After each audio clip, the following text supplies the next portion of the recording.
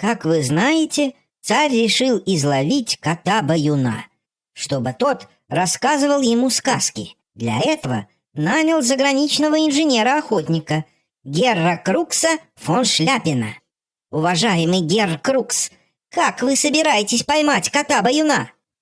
Я великий инженер-охотник. Я ловить птиц-рух и Василиск. Так что кот-баюн — это детский забав. Мы, быстро справиться и получать вознаграждение. Главное его охота что? Заохотить дичь. Найн, половина охота — это найти добыча. Только инженерный работ, только мой гениальный изобретений. Шнель за мной,